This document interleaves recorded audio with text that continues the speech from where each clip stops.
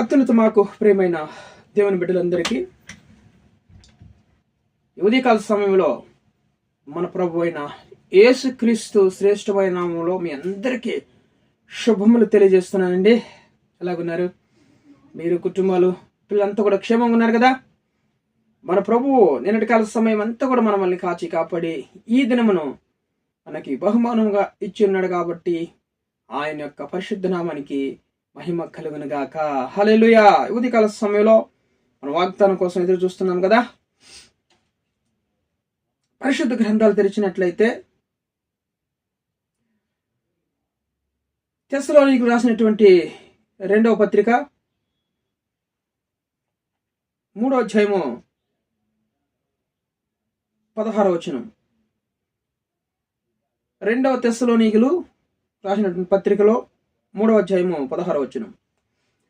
సమాధానకర్తయగు ప్రభు తానే ఎల్లప్పుడూ ప్రతి విధము చేతను మీకు సమాధానము అనుగ్రహించును గాక. ప్రభు మీ అందరికి తోడైండును గాక. హల్లెలూయా. ఈ ఉదయకాల సమయంలో దేవుడికి మనకి తోడై ఉంటానని వాగ్దానం చేస్తున్నాడు. దేవుని యొక్క కృప మనకి తోడై ఉంటుందంట. ఆయన ఈరోజు మనకి సమాధానము ఏ విధముగానైనాను ఈరోజు మనకు ఎల్లప్పుడూ సమాధానం అనుగ్రహిస్తా అంటున్నాడు. హల్లెలూయా. కుటుంబాల్లో ఈరోజు సమాధానం లేక ఎంతోమంది బాధపడుతూ ఉంటారు. కొన్ని రోజులు సమాధానం ఉంటే కొన్ని రోజులు ఏదో మళ్ళీ ప్రాబ్లమ్స్, కొన్ని రోజులు సమాధానం ఉంటే మళ్ళీ ఏదో ఒక గొడవలు, కొన్ని రోజులు సమాధానం ఉంటే ఏదో ఒక అసమాధానం, మానసికంగా ఒత్తిళ్ళు బాగా కృంగిపోతూ ఉంటావు కదా. ఈరోజు దేవుడు అంటున్నాడు ప్రతి విధమైన, చూడండి, సమాధానకర్తయగు ప్రభు తానే ఎల్లప్పుడూ ప్రతి విధము చేతను మీకు సమాధానం అనుగ్రహించును గాక. హల్లెలూయా. ప్రతి విధము చేత ఏ విధముగానైనాను ఈరోజు దేవుడు మనకి సమాధానం, ఎల్లప్పుడూ సమాధానం అనుగ్రహించి దేవుడు అంటున్నాడు. మన దేవుడు ఆయన సమాధానానికే కర్త, అలరకర్త కాదు కదా. ఆ దేవుని ఎదుట మనం నిలబడితే, ఆయన దేవుని ఎదుట మనం నిలబడి ఆయన తట్టు చూస్తే ఆ సమాధానకర్త దేవుడి యొద్ద నుంచి మనకి సమాధానం వస్తుంది అనమాట. హల్లెలూయా. సమాధానం. ఈరోజు కుటుంబం బాడు కట్టాలి, ఏదో కొంత డబ్బు తక్కువైపోయింది కుటుంబంలో. మరి అనుకోని రీతిలో ఎవరో నీకు వచ్చి ఒక 500-1000 రూపాయలు తక్కువైపోయింది, అది వచ్చి ఇవ్వడం ద్వారా నీకు అదొక కొంచెం సమాధానంగా మారిపోతుంది అనమాట. అబ్బా, ఈరోజు దేవుడు అనుకోని రీతిలో నాకు 1000 రూపాయలు ఇచ్చినాడు, వాడికి తక్కువైపోయింది 1000 రూపాయలు ఎలాగా అని ఆలోచిస్తున్నాను, 1000 రూపాయలు ఎవరో ఇచ్చినారు నాకు అంటూ ఈరోజు నీకు సమాధానం కలుగుతుంది అనమాట. అలాగే దేవుడు ప్రతి విధము చేతను ఏదో ఒక విధముగా ప్రతి విధము చేతను నీకు ఎల్లప్పుడూ సమాధానం అనుగ్రహించే దేవుడు అంటున్నాడు. Praise the Lord. హల్లెలూయా. దేవుని నామానికి మహిమ కలుగును గాక. అలాగా దేవుడు మనకి పిల్లలకి ఈరోజు ఫీజు కట్టడానికి ఒక 10,000 రూపాయలు తక్కువైంది అనుకోండి. ఎవరన్నా మనకి తెలిసిన వాళ్ళు పిల్లలకి మరి ఫీజు తక్కువైందని నువ్వు బాధపడుతూ ఉన్నప్పుడు వాళ్ళు వచ్చి ఏంటి ఎలాగున్నావు అంటే, పిల్లలకి ఫీజు కట్టాలి, లాస్ట్ డేట్ రేపు, 10,000 రూపాయలు తక్కువ అయిపోయింది అని అంటుకుంటున్నాగా అనుకోని రీతిలో వాళ్ళు సడన్ గా నీకు 10,000 రూపాయలు ఇచ్చినారంటే అదొక విధమైన నీకు సమాధానం కలుగుతుంది. అలాగే దేవుడు ప్రతి విధం చేత నీకు సమాధానం కలుగజేయబోతున్నాడు. ఎల్లప్పుడూ నీకు సమాధానం కలుగజేయబోతున్నాడు. దేనిని గురించి నువ్వు చింతించొద్దు. హల్లెలూయా. కుటుంబం బాడుగ కట్టాలి, పిల్లలు ఫీజు కట్టుకోవాలి, కుటుంబంలో రేషన్ లేదని దేని గురించి నువ్వు బాధపడద్దు. ప్రతి విధం చేత దేవుడు నీకు సమాధానం కలుగజేస్తాడు. నీకు కుటుంబంలో అసమాధానం, గొడవలు పెట్టుకుని ఉంటున్నారా, అక్కపక్కన వాళ్ళు గొడవలకు వస్తున్నారా, ప్రతి విధము చేత దేవుడు వాళ్ళని అక్కడి నుంచి ఖాళీ చేపించైనా సరే నీకు ప్రతి విధము చేత దేవుడు నీకు సమాధానం కలుగజేస్తాను అంటున్నాడు దేవుడు. ప్రభు కృప, ప్రభు మీ అందరికీ తోడైండును గాక అంటున్నాడు అన్నమాట మన ప్రభు. ఆయన చూడండి, అపోస్తలుడైన పౌలు గారు తెస్సలోని సంఘాలకి రాస్తున్నాడు అనమాట ఈ పత్రిక. భయపడకండి, దేని గురించి చింతించకండి, బాధలు వస్తున్నాయి, శ్రమలు ఎక్కువైపోతున్నాయని, శోధనలు ఎక్కువైపోతున్నాయని దేని గురించి మీరు బాధపడద్దు. కానీ ప్రతి విధము చేతను సమాధానకర్త ప్రభు మనకి ప్రతి విధము చేతను నీకు ఎల్లప్పుడూ సమాధానం అనుగ్రహిస్తాడు. బాధపడకండి అంటున్నాడు దేవుడు. హల్లెలూయా. ఆయన సమాధానం అనుగ్రహించే దేవుడు.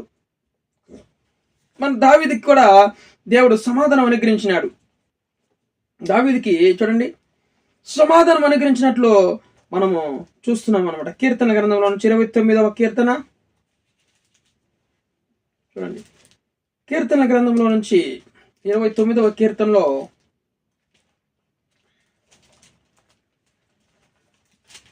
11వ వచనం, 29వ కీర్తన 11వ వచనంలో మనం చూద్దాం. చూడండి, 29:11 కూడా చూడండి.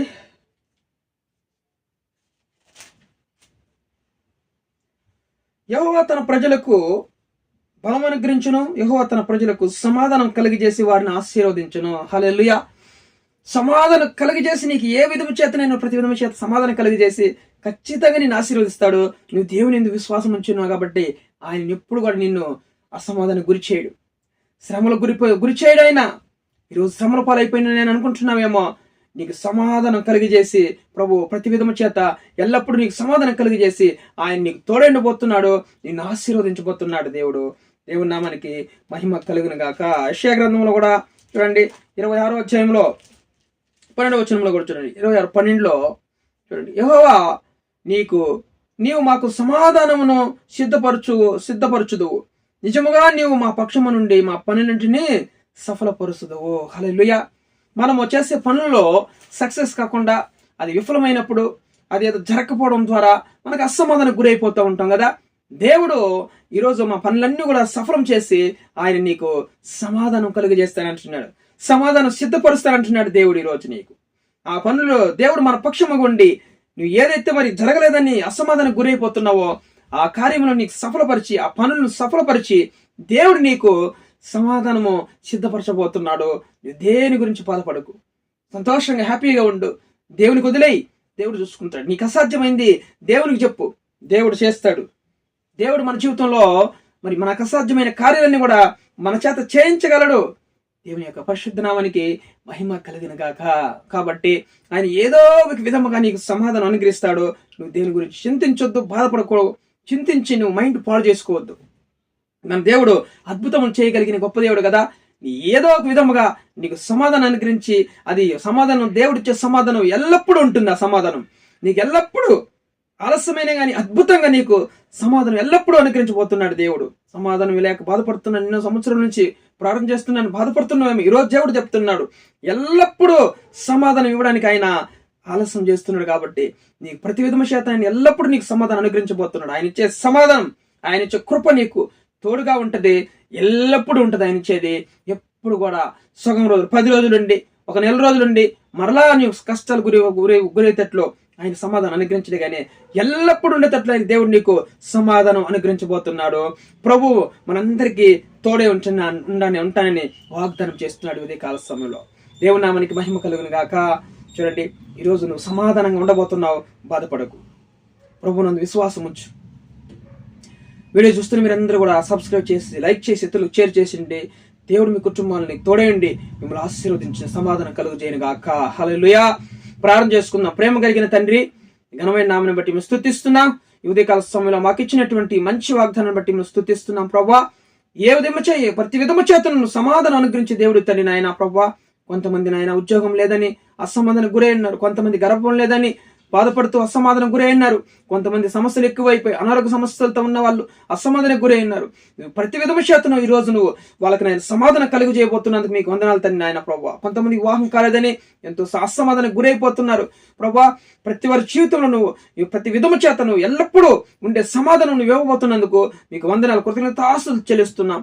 వీడియో చూస్తున్న ప్రతి ఒక్కరి జీవితాల్లో ఈరోజు సమాధానం కలుగజేసి నువ్వు ఆశీర్వదించి తండ్రి, వాళ్ళకి సరిహద్దులలో సమాధానం కలిగజేసి నాయన కుటుంబాల్లో, పిల్లలకి, ఉద్యోగంలో, వ్యాపారంలో, వివాహ సంబంధంలో ప్రతి విధముగా నాయన వాళ్ళని నాయన ఆశీర్వదించి ఈరోజు సమాధానం కలుగజేయమని ప్రార్థిస్తూ నజరేయుడు సజీవుని యేసుక్రీస్తు జీవం కలిగిన నామములో ఈ యొక్క ప్రార్థన అడిగి వేడుకొని పొంది ఉన్నాం పరలోకపు తండ్రి. ఆమేన్, ఆమేన్.